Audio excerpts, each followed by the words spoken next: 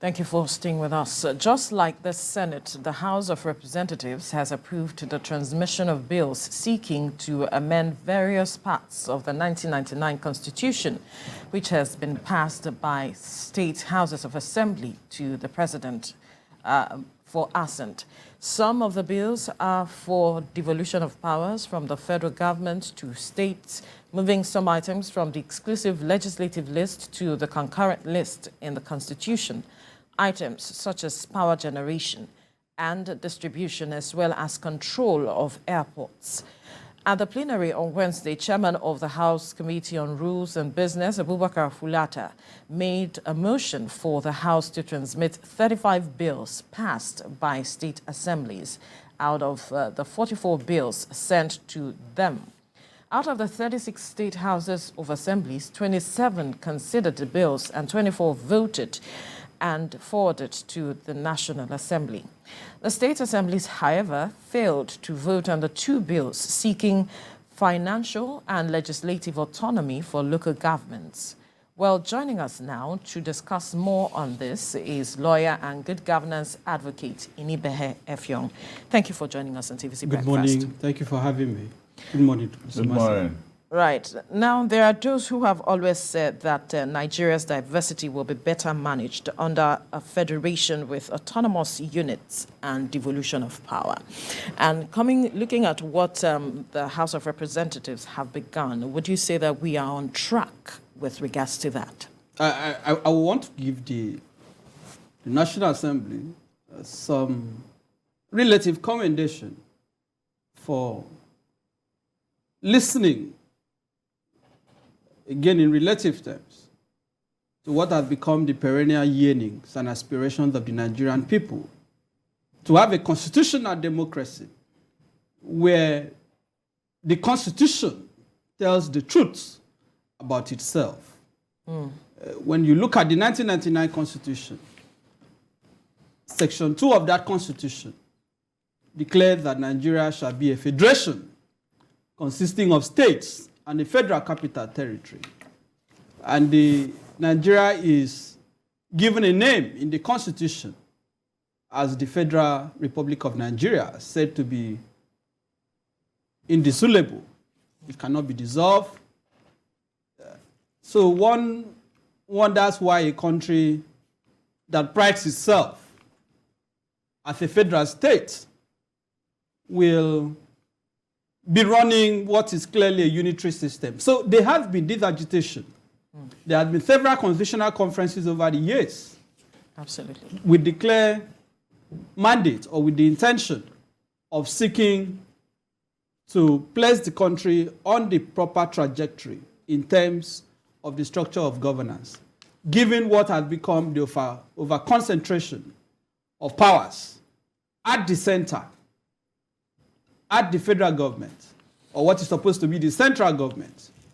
Now, if you look at the legislative list under the Constitution, if you look at the second schedule to the Constitution, Part 1, for example, you have the exclusive legislative list, and there are 68 items listed there.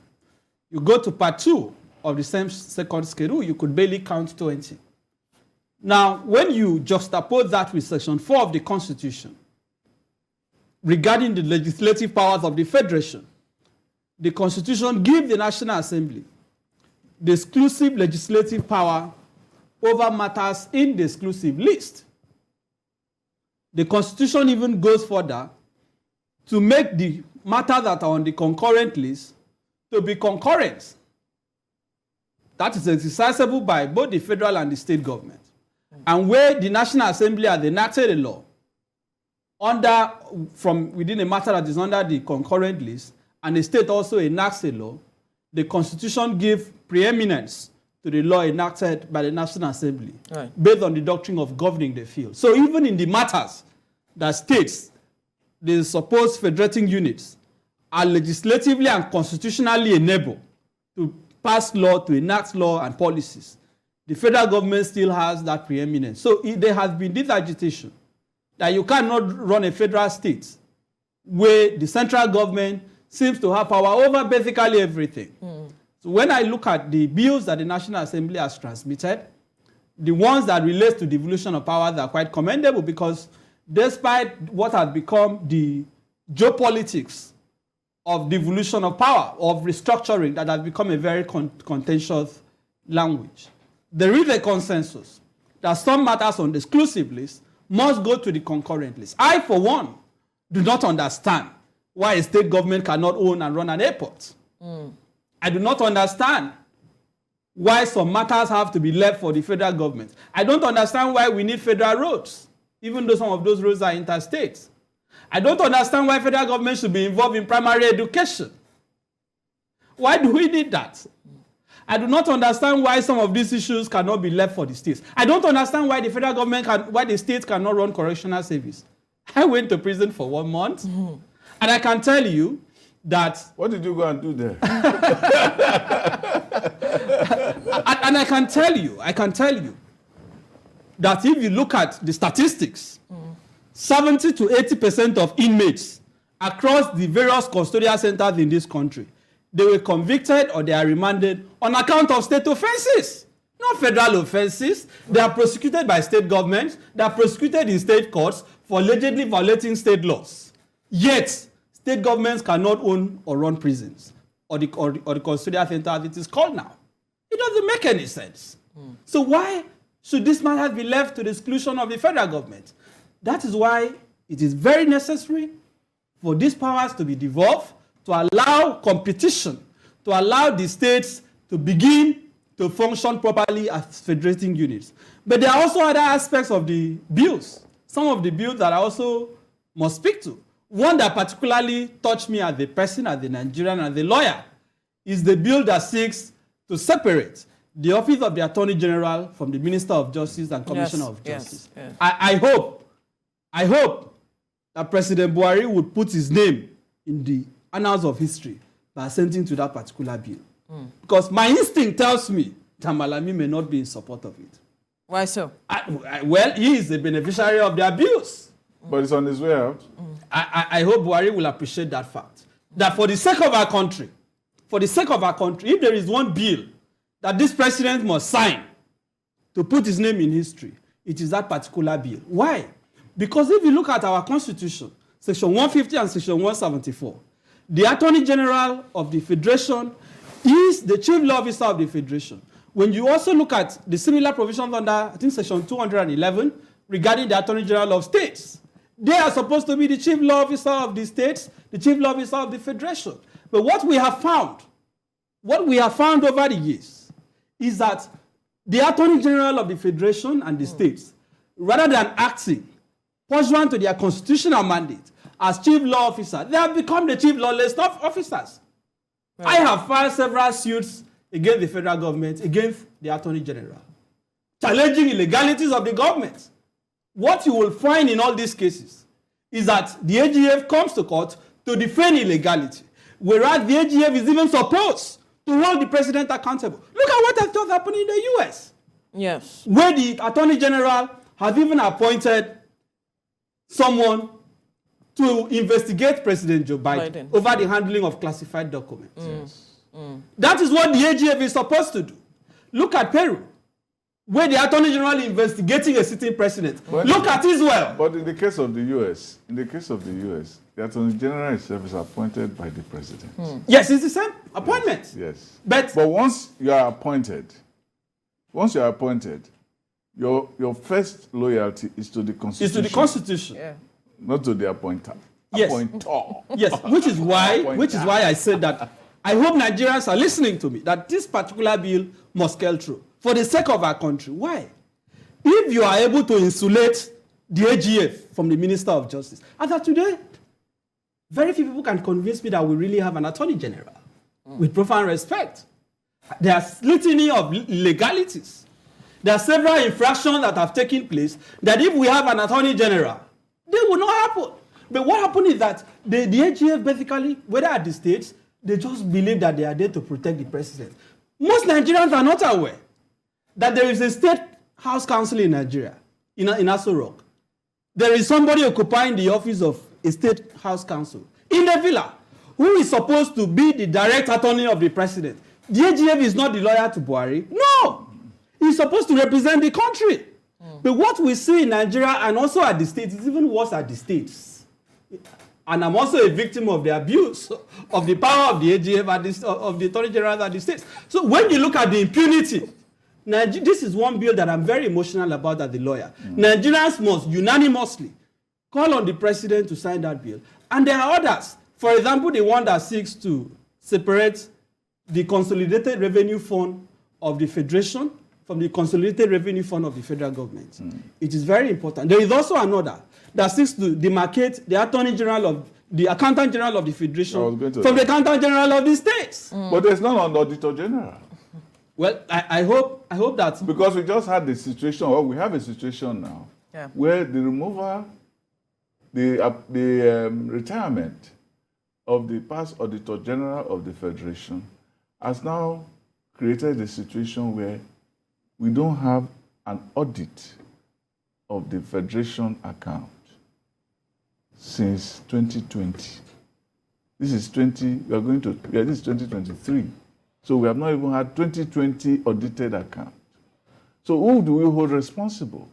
That's part of the problem. But what I'm seeing in the whole amendment, this 35 amendment, the fundamental thing is that we are still in the process of demilitarizing our democracy. Yes. I do agree with that because on various levels. Yes. If you look at some of these matters that the National Assembly is trying to respond to, you will even wonder why they had to be so. What the military did was to take their guns and walk out of the villa. But they left their spirit in the villa. They enshrined their impunity in our constitution. As that today, it is almost impossible to hold the government accountable because you look at the processes, democratic institutions. In South Africa, I think they left the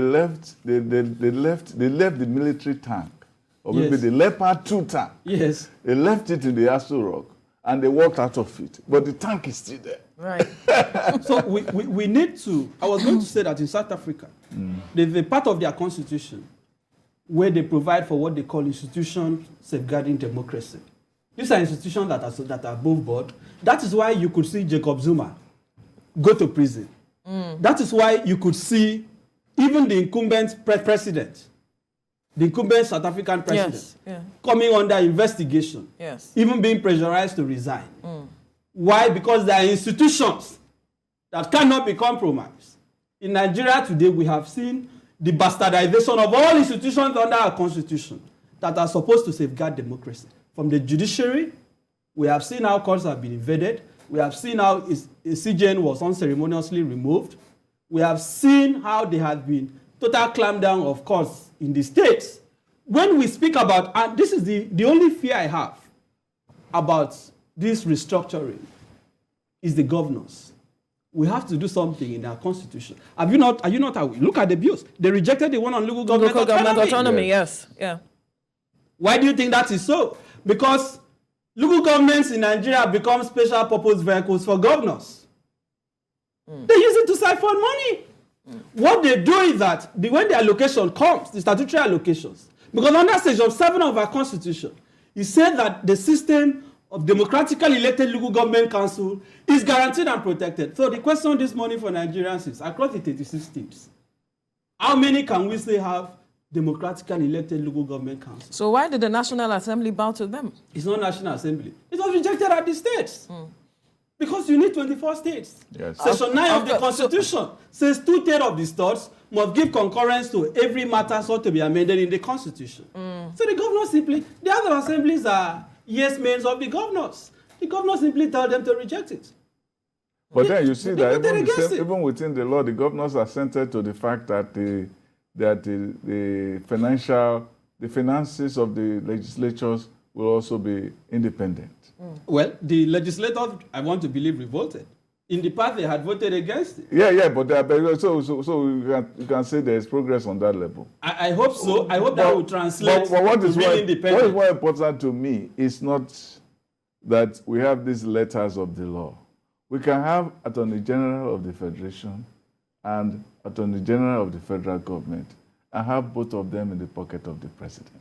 The question is not the letter of the law, but whether, as a people, we have made the transition from a military or monarchical mindset to that of a constitutional democracy. I do agree with you that the character of the government also determines the fidelity of that government to the constitution and the law. Because I concede to you that you could have the best of laws. Right. If you have the bad people interpreting those laws, enforcing those laws, it will go back to nothing. But we must also put the checks, the necessary institutional mechanisms in place. I wanted to stress the issue of the governors. I don't know how I don't know how this country will be rescued from the strangulation of governors. Governors have bastardized our democracy, which is why some of us, even though in principle we would support state police, I have observed that is not one of the areas that the National Assembly has acted. But can you imagine for a second, if we had state police in Nigeria, and Yahya Bello controls state police, Wike controls state police, I'm giving you two governors. Why the two governors? You know. No, I don't know. You are not telling me. The temperaments of the governor says it all. Right. We saw Wike in Rivers during COVID going to demolish people's houses. We have seen how he's clamping down on his opponents, banning his opponents from campaigning. In Kogi today, you cannot even go out to campaign effectively if you are not on the side of Yahya Bello. I'm just giving you two governors. You have evidence to prove that? It is there. Right. It is there. It is there. I'm giving you two examples. That if we had state police in Nigeria and we had to go into elections, the governors would turn them into private militia. Even the Nigeria police force, that the constitution says there shall be only one Nigeria police force. We have seen what governors across the 36 states are doing. So what you are saying eventually is what some people have said, that the idea of state police is also a way of militarizing the states under the power of one person. But they're saying, but that will be so many states. But some people say we have to get there first. That we cannot be afraid of the battle before we get to the battlefront. Yeah. We have to get there first and challenge the system into fidelity rather than just stand up apart and say, okay, let the center control it. Rather than have one man control 36 militias. Why not have 36 militias where all of us say, okay, let 1,000 flowers bloom.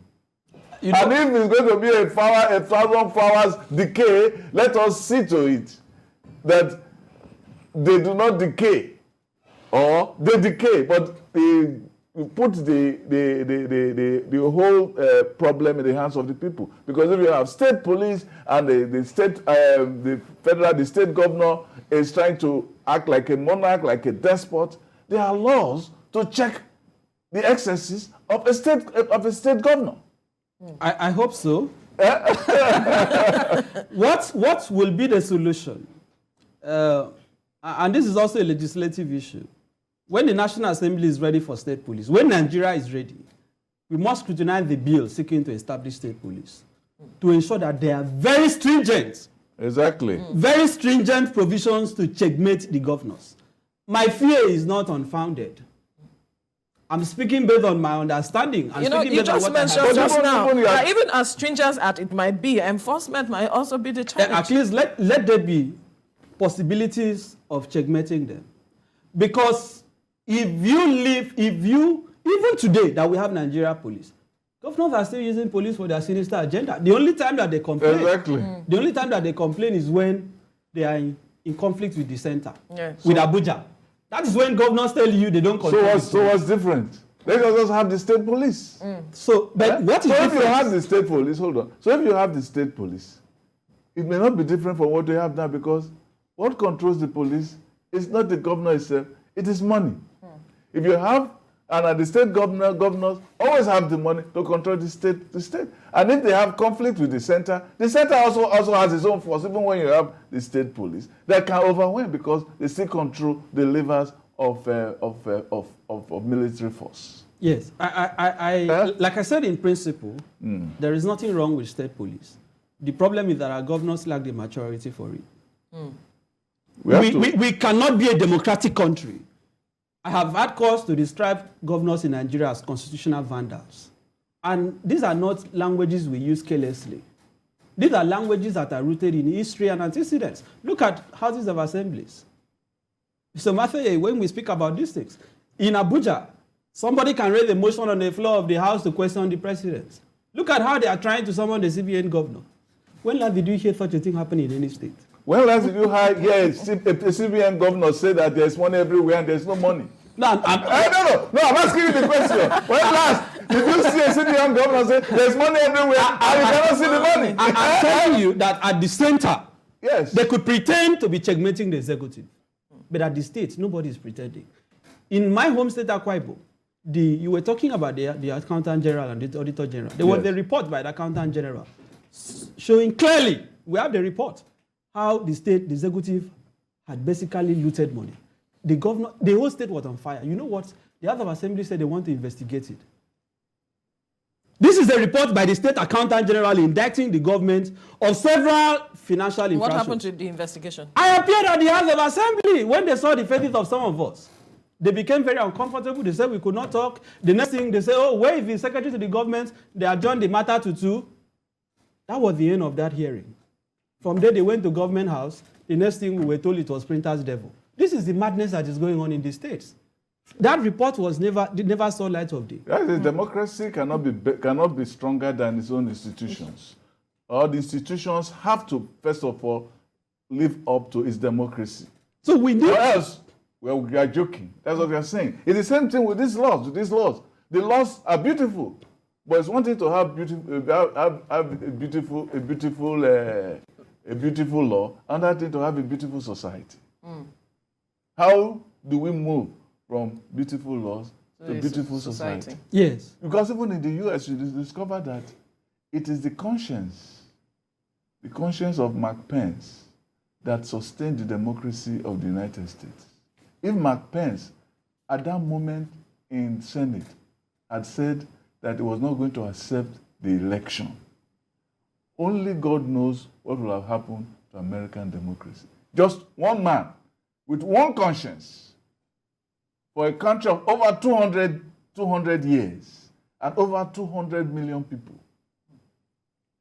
One man, one moment saved the republic. So we can have laws, but we have good men. If we don't have good men, good laws are useless. A valid point. And then I'm hoping that the media will... I would probably need good laws, yes, to mold good men. So it's also a chicken and egg. It is a two-way thing. Yes. You know, you need the laws and you need the proper people to administer those laws. Yeah, I was making the point that I hope Nigerians and the media will be able to, you know, get us to even see copies of these bills. You know, the devil is in the details. Absolutely.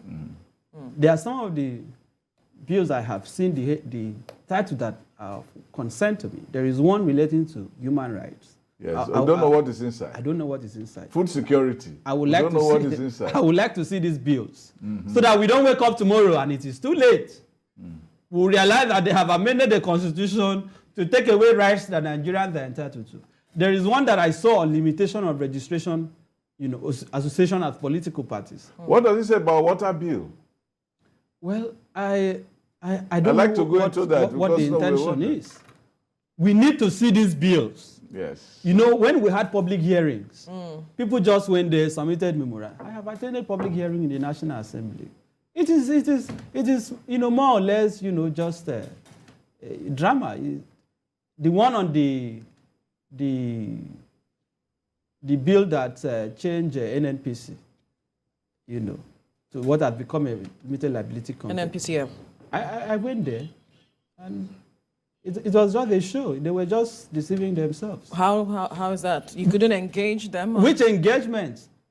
Which engagement? So even if we get the details... Let us see the bills. Even if we get the details, how do you engage them? No, it is even late at this point. Right. But for whatever it is worth, let us see it. Because when they had the constitutional conferences across the federating units, they went to different... It has even become a money-making venture for every leadership of the National Assembly. Everybody wants... Every deputy Senate president, every Senate president, every speaker wants to embark on court? Because there's a lot of money voted for it. Why it shouldn't be something that we should be doing? Constitution is the good norm. It is the fonds et rico of a country. It's not something that we should have to tinker with every legislative cycle.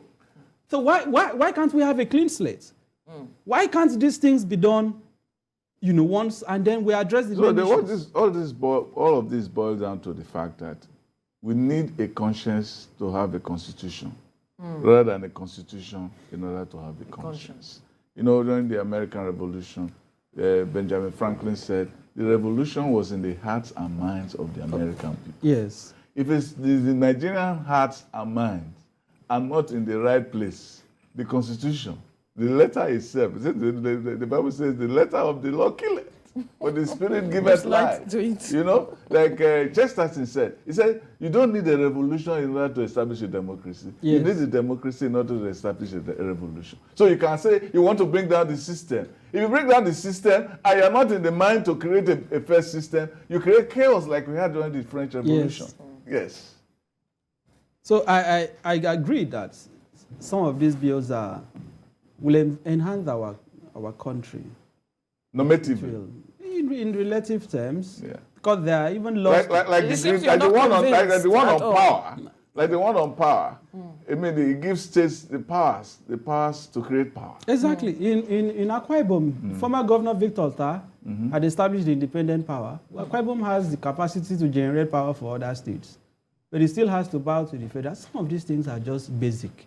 It will also allow for competition. We had Enron in Lagos, which was started by Shiwaju, which was scuttled because the center did not want, because they appealed to this law. They tried to scuttle it because they didn't want it to happen. Now we are going back to that. I think one of the bills is even the one on railway.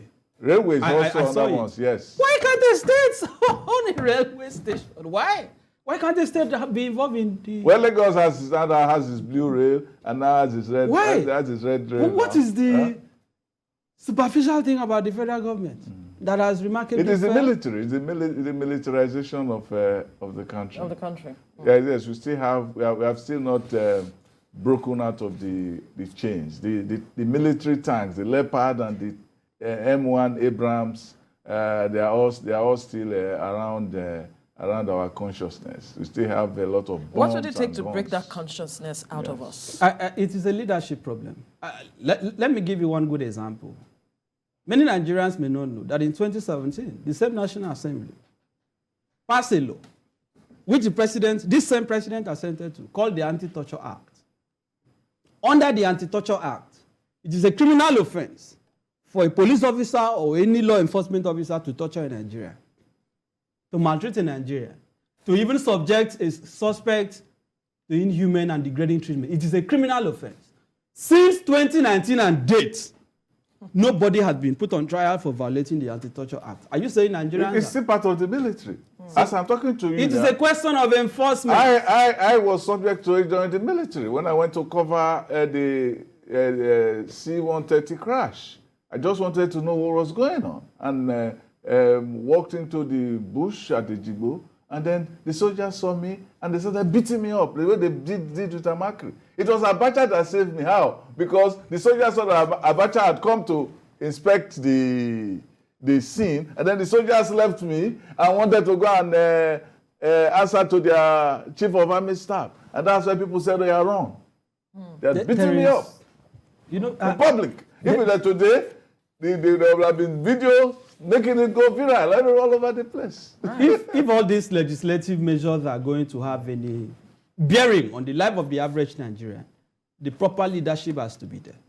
Are you not scandalized that in the 21st century Nigeria, you will have the State Security Service looking for the CBN governor, going to court? The president is there. Why can't they, there are things that are happening that laws can't change. Right. It is leadership that you have the Police Service Commission and the IG fighting over recruitment, quarreling in the public space. Interesting. The embarrassing things that are going on that laws will not solve, that leadership will solve. You're going back to the point I was making. It is a valid point. It is better we have the laws in our minds. You know what the Bible says about circumcision? We have to wrap up. It says, circumcise the foreskins of your heart. All right.